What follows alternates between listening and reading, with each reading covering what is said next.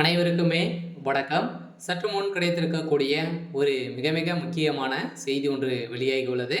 சற்று முன் இவர்தான் அந்த சார் குற்றவாளி கொடுத்த வாக்குமூலம். திமுக அமைச்சர் வசமாக சிக்கினார். 7 ஆண்டு சிறை தண்டனை. இது மாதிரி வந்து பார்த்தீங்கன்னா செய்திகள் வந்து வெளியாகிருக்கு.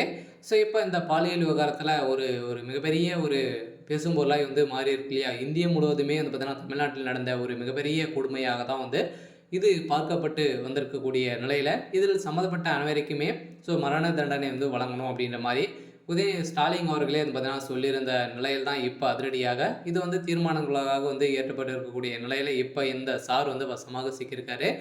அந்த சார் திமுகவை சேர்ந்த அமைச்சர் தான் அப்படின்ற மாரி இப்ப வெளிச்சம் போட்டு காட்டக்கூடிய நிலை இப்ப உண்மை தகவல் வந்து வெளியே இருக்கு. அதெல்லாம் வந்து பார்த்தீங்கன்னா இதுல வந்து ஒரு முக்கிய நபர்களாக வந்து சிக்கியிருக்காங்க. உதயநிதி ஸ்டாலின் அவர்களுக்கும் இதில் வந்து தொடர்பு இருக்கு.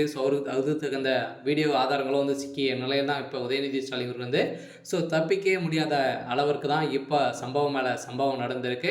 இதை பற்றி இந்த வீடியோவில் பார்க்கலாம். அதுக்கு முன்னாடி நம்ம சேனலுக்கு வந்து இப்போ தான் நீங்கள் முதல் முறையாக வந்திருக்கீங்க அப்படின்னா மறக்காமல் நம்மளுடைய சேனலை சப்ஸ்கிரைப் பண்ணி சப்போர்ட் பண்ணுங்கள். வாங்க வீடியோக்குள்ளே போகலாம். இந்த அண்ணாமலை பல்கலைக்கழகத்தில் இந்த பாலியல் தொந்தரவு காரணமாக வந்து பார்த்தீங்கன்னா குற்றவாளியாக கைது செய்யப்பட்டிருக்கக்கூடிய ஞானசேகர் அவருடைய அவருக்கு வந்து பார்த்தீங்கன்னா மரண தண்டனை விதிக்கப்படும் அப்படின்ற மாதிரி வந்து நீதிமன்றம் சிறையிலும் அடைக்கப்பட்டு இருக்காரு.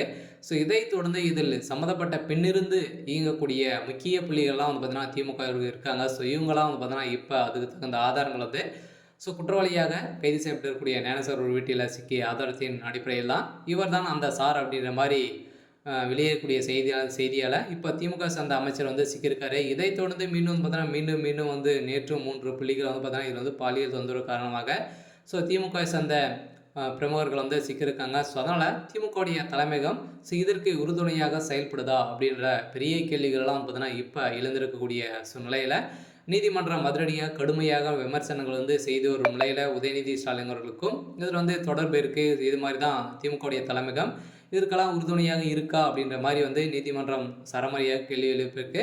இதைத் தொடர்ந்து இதில் வந்து சம்மந்தப்பட்ட அனைவருமே கூடிய விரைவில் கைது செய்யப்படணும். இன்னும் 2-3 நாட்களில் கைது செய்யப்படணும் அப்படின்ற மாதிரி தான் போலீஸாருக்கு வந்து பார்த்தீங்கன்னா அதிரடியாக நீதிமன்றமே இறுதி தீர்ப்பாக வழங்கியிருக்காங்க. அதனால் இதில் வந்து ஒரு கடுமையான தண்டனையாக தான் வந்து இருக்க போது. இதில் வந்து உதயநிதி ஸ்டாலின் வந்து சிக்குவாரா அப்படின்றது தான் ஒரு பெரிய கேள்விக்குறியாக இருக்குது. இருந்தாலும் வந்து பார்த்தீங்கன்னா அதில் வந்து சிக்கிறதுக்கான அதிகப்படியான வாய்ப்புகள் இருக்குது. இருந்தாலும் இந்த குற்றவாளி கொடுத்த வாக்குமூலத்தால் அந்த சார் திமுக சேர்ந்த அமைச்சர் சுப்பிரமணியன் தான் அப்படின்ற மாதிரி இப்போ வெளியேறக்கூடிய செய்தியால் தான் வந்து பார்த்தீங்கன்னா தமிழகத்தையே பெரும் மாட்டி படிக்கக்கூடிய அளவிற்கு சம்பவம் மேலே சம்பவம் வந்து நடந்திருக்கு. இருந்தாலும் திமுகவுடைய தலைமையகத்துக்கு தான் எதுவும் இருந்தாலும் நடந்தாலும் ஒரு மிகப்பெரிய தலைவலியாக வந்து இருக்குது. இருந்தாலும் என்ன நடக்க போகுது அப்படின்றத வெயிட் பண்ணி பார்க்கலாம். இது மாதிரி செய்திகளை தெரிஞ்சுக்கணும் அப்படின்னா மறக்காமல் நம்மளுடைய சேனலை சப்ஸ்கிரைப் பண்ணி சப்போர்ட் பண்ணுங்கள். தேங்க்யூ.